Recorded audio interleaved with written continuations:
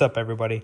So I've had a few people reach out to me and they want to see a review on my 2022 Canam Outlander 850 XTP. So I will basically be going through and letting you guys know what to expect with buying one of these, and basically letting you guys know my pros and cons that I've had so far with this bike. I will admit there's not going to be too many cons with this bike, but I will definitely try and find some that I might have had in the past.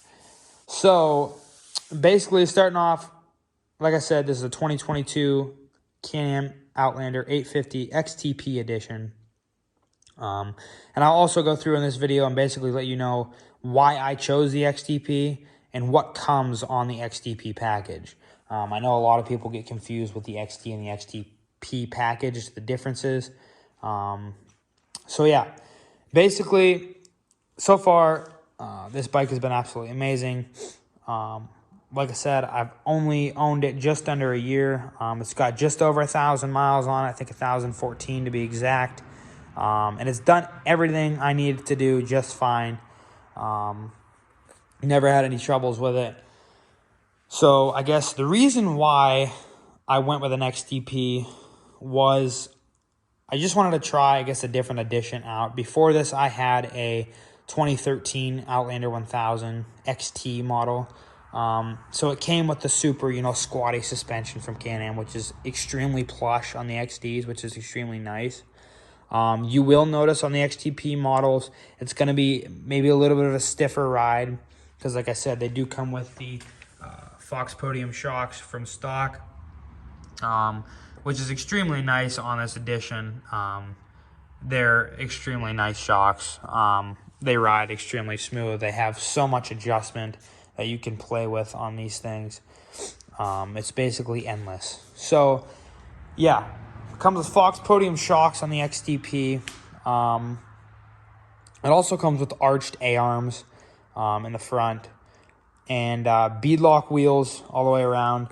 It also comes with a separate handguard handlebar, I guess, design. Comes with a different set of handlebars. It comes with a 12-inch display instead of the little, I believe it's like a 5 or 6-inch display on the XTs. Some of these, I know the XTPs come with front diff lock, and I know they came out with that on the XMR editions in 21. Now 22, they came out with diff lock on their other models. But this one also has diff lock, which is another plus that I got on the XTP versus the XT. But yeah, let's see what else and then also a different color scheme that this XTP came with. XTs, you're just going to get normal green or blue, one color type stuff. This one here is multicolored, black and gray. I'll be honest, when I first bought this bike, I wasn't very fond of the yellow. It just was very, I don't even know the word. It was just very, I guess, out there for color. I've never really been a fan of yellow, but it's definitely grown on me. It grew on me even before I bought the bike. But yeah, when I first started looking at these, I wasn't a very big fan of them at all. But yeah, like I said, it's definitely grown on me. So yeah, I guess there is that there. That's the reason why I went with an XTP. I guess I just want to try out a different edition to see how the XTP rode. I have a couple buddies that have the XTPs and they love them. So yeah, the XTPs also, it's going to obviously be more money. You're getting more candy on the XTP, I guess you should say. But yeah, other than that, there's really not much different from the XT to the XTP. I will also, in this video, be going through stuff that I have done to this bike, and stuff that I have done. It is basically completely down to stock right now. I do have a stock pipe on it. I will show you guys the aftermarket pipe that I have for it, and I run sometime during the year, normally. But yeah, so like I said, it's been great for me. It's done everything I've ever needed to do. I guess pros for this thing are really anything. First of all, the looks of these bikes just absolutely look amazing. They're just such a good looking four-wheeler. The beadlock wheels they throw on these things that look absolutely amazing. The tire choice that they have on these four-wheelers from stock are an absolute amazing tire choice. These are the ITP Terracross RTs. These come in a 26-inch tire from factory. It also comes with, like I said, a 14-inch beadlock wheel, which is just an absolute amazing look on these bikes. It just gives them a beefier look with the beadlock. Normally, when you get beadlocks on something from factory, they're not true beadlocks, and these are, so that's a plus. But yeah, that's one of the pros for sure is just the looks of these Outlanders. They just look amazing. One thing I also really love about this bike is the ITC throttle control, which basically means, in other words, intelligent throttle control. You can see on the top here, it will display here ITC mode. So basically this button here adjusts your ITC. So intelligent throttle control basically is throttle by wire. All the normal four-wheelers like that one over there, that's obviously still carbureted, but that's throttle by cable to the carburetors. This is throttle by wire, so everything's controlled electronically. Other than other four-wheelers, they're mostly throttle by cable. So the response on these Outlanders are absolutely crazy. It doesn't compare to any other brand out there. The ease in pushing this throttle, I mean, you can just hear it. Like, it's so responsive. It's just there when you need it. I will turn this key on real quick and show you the ITC modes and how you select those modes real quick. So basically, this is your ITC button. It's in normal mode. I guess you can consider it in eco mode right now. And you basically select your ITC just by doing this. So you heard that beep. That basically means your sport mode is on. I clicked it back off. But if you hit this here, that'll click your sport mode on. So now sport mode is on the bike. And then you click it back twice. That's sport off. And then you have a work mode. I know some of these Outlanders come with an eco mode. This doesn't have an eco mode, it doesn't say. But technically sport off would be your eco mode on this. Obviously, I always run it in sport mode. And work mode is absolutely nuts with the throttle response. You could literally map this throttle and it just takes off so smooth. There's no snappiness in the throttle at all. I've personally never ran work mode because I don't need it for anything. If I'm towing anything, I just run sport mode, low range. I also run low range in the trails sometimes. But like I said, there is 71 hours on this, and there is 1,021 miles on this bike right now. Another thing, I don't know if I said this already, but another thing that this comes with versus the XTP is the 12-inch display that the XTP comes with. So I guess everything on this bike is pretty much a pro that I like and enjoy. I guess I'm trying to think in my mind any cons that I have with this bike. I guess the only con I could think of was when I bought it a couple months later. I had some problems with the headlights and moisture. That was warranty issues, but I had some moisture in this headlight and that rear tail light from factory. That's really the only thing I can think of that I've had a problem with since I've owned this bike. And then I guess one other con I had was the rear drive shaft where it slides into your trans shaft on the rear. The drive shaft from the trans, the differential. From factory, I guess Canam had a shortage on the center bolts to slide into your trans shaft. And mine was one of them that the bolt never got put in. And it was actually a while after I owned this bike that I actually found it, that the drive shaft was sliding back and forth on the trans shaft. And it was causing my rear trans seal to leak because it was pulling the trans shaft out from the seal. That was not an easy fix, I will admit. Every other guy that I watched ended up pulling the whole differential out. just to put that bolt in. I was not doing that on my brand new bike. There's no way I was doing that. So all I did was I tore the side plastics off, and I was able to get my finger down in there and get that bolt in there. They all come pre-Loctited, so you don't have to worry about Loctiting them at all.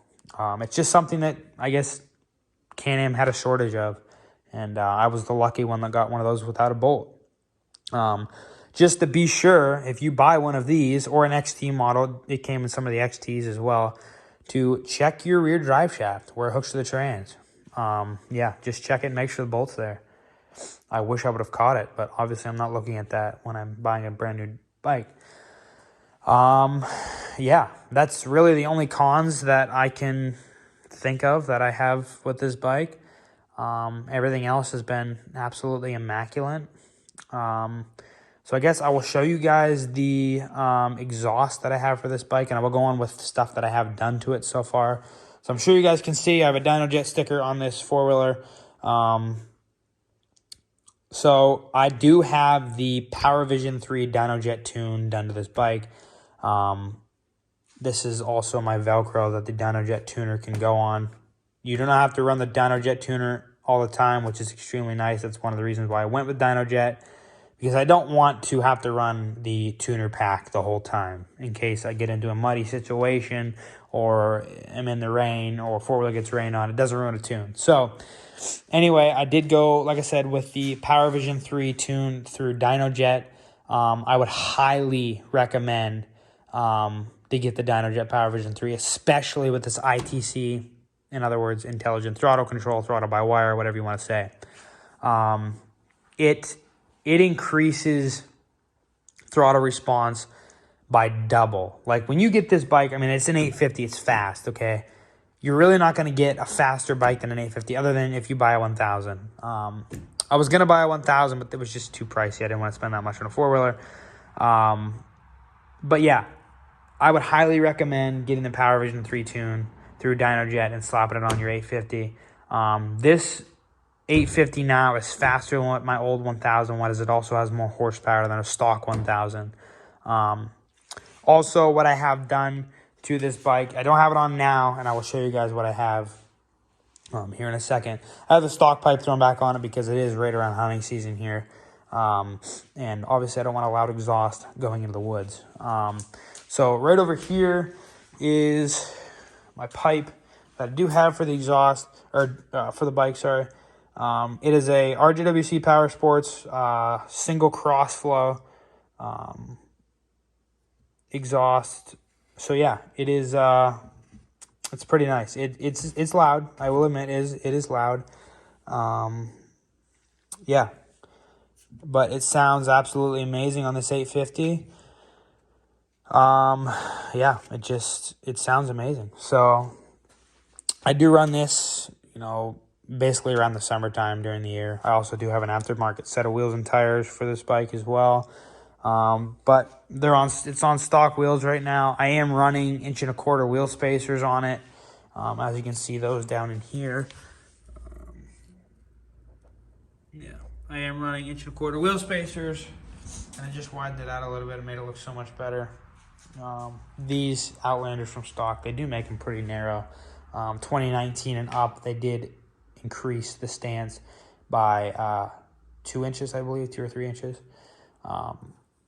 So it did help them out a lot, but I like stability, so I put 1.25" wheel spacers on it. So that, other than that, I mean, that's really, and then I have an aftermarket air filter in it, just for better breathing purposes. But yeah, I mean, that's really all I have done to it. I can't really think of anything else I have done. Oh, just some other, look stuff, I guess you could say. I got a billet aluminum master cylinder cap, aftermarket hand grips from Audi. These are extremely nice grips. I highly recommend getting those. It feels like you're more with the bike when you get these, like, for real. They feel amazing. RJWC gas cap, RJWC shift knob, and I also have the RJWC airbox lid. Not that I need it at all. A lot of guys run the RJWC airbox lid for water purposes. Obviously, I'm not going deep with this four-wheeler. No need to. So, but yeah, other than that, like I said already 100 times, it has been an amazing bike. I would highly recommend this bike for anybody that is out there to buy one. Canam, I will admit, you are paying for the name, and you are paying for quality built bikes, and that's what you're getting with a Canam. They are quality built machines.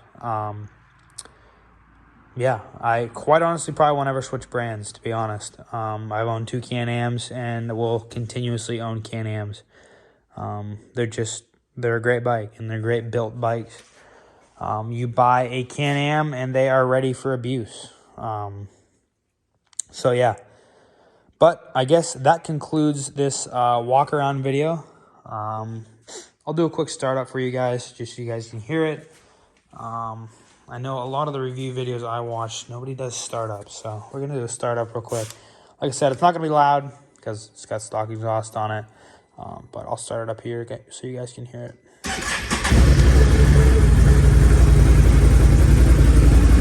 Even with the stock exhaust, any V-twin's going to sound absolutely amazing. Obviously, that's what this is, but yeah, just a great sounding bike.